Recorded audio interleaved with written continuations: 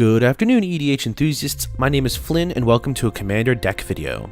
So Bloomburrow is the new hotness on the block, and among the wide array of products available is the Bloomburrow Starter Kit, a two-player product that goes for about $20 that comes with two 60-card decks. These decks are a cute way for you and a friend to play some casual Magic, but what I like about these is that they both come with two legendary creatures each, which means us Commander folks can build those into Commander decks. In this video, we'll be taking the green and white deck from this product and building it up into a Commander deck. The two legendary creatures from this deck are Finneas, Ace Archer, and Byrk, Long Ear of the Law.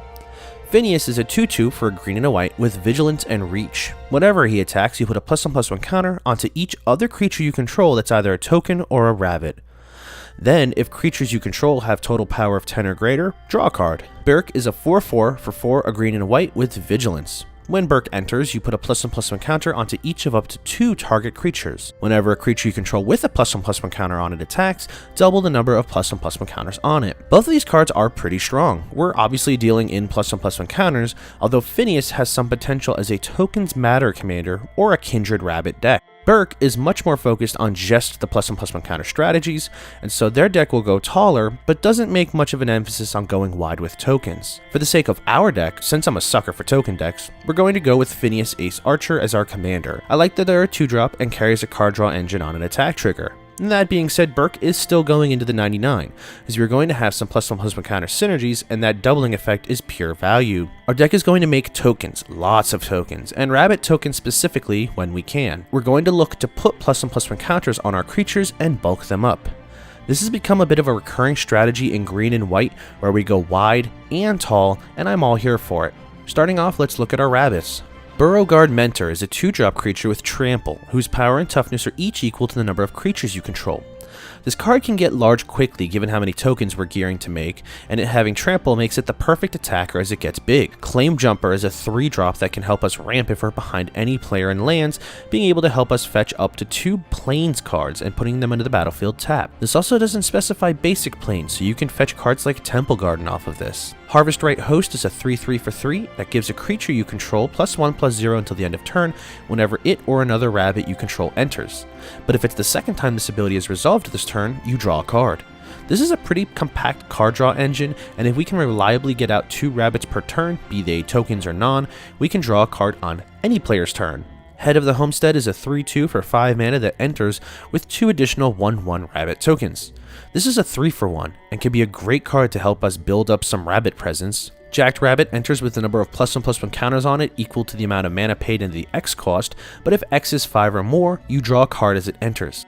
Whenever Jacked Rabbit attacks, you create a number of 1/1 white rabbit creature tokens equal to the Jacked Rabbit's power.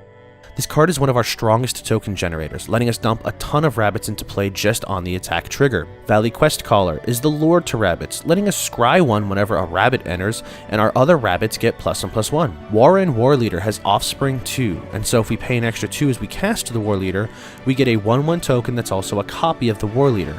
Whenever the War Leader or its offspring attacks, you can create a 1/1 rabbit that's also tapped and attacking, or you can give attacking creatures you control +1/+1. Both are excellent options, and they double up should you have the Offspring token in play.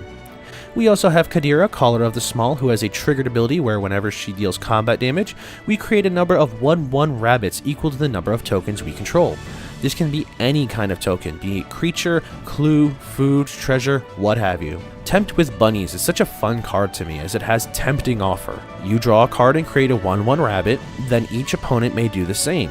For each opponent who does, you get an additional 1/1 rabbit for each opponent, and you draw 1 additional card for each opponent who's said yes. Now, with these tokens, we do want to pump them up with our +1/+1 counters.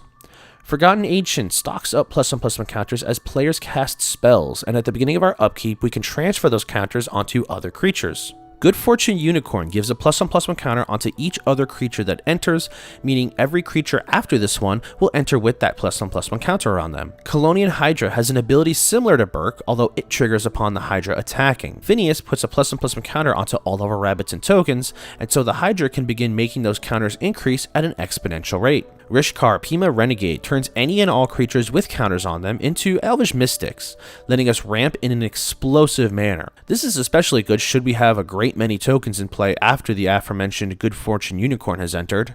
Sovereign Okanekahau is a great way to bulk up our board, as whenever it attacks, for each creature you control that has a greater power than its base power, you put a number of +1/+1 counters onto it equal to that difference. This snowballs so fast in this deck, and it can make our board grow exponentially. So the goal of this deck is to speed out our rabbits and other tokens and begin swinging in with them. The larger they grow, the quicker our game plan will take off. We can use cards like Glare of the Subdual to tap down opponent threats using our excess tokens, which will further limit our opponent's ability to deal with our Stampede. Since we are on so many +1/+1 counters, we can lean into cards like Champion of Lambholt to make our board increasingly more unblockable, or cards like Rootborn Defenses to make our board indestructible. Beastmaster Ascension can be used to give our board a static +5/+5 buff the moment our 7th creature attacks. This is a pretty straightforward deck that takes the token strategy and the counter strategy and uses them in a very flavorful way that I think is very on point for Bloomburrow. If you'd like to see the full deck list, I'll include a link to the Moxfield page in the description of this video. But for now, that's going to wrap up our look at Finneas Ace Archer.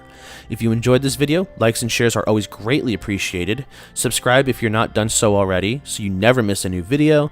And as always, I appreciate you hanging out with me today. I'll catch you all next time.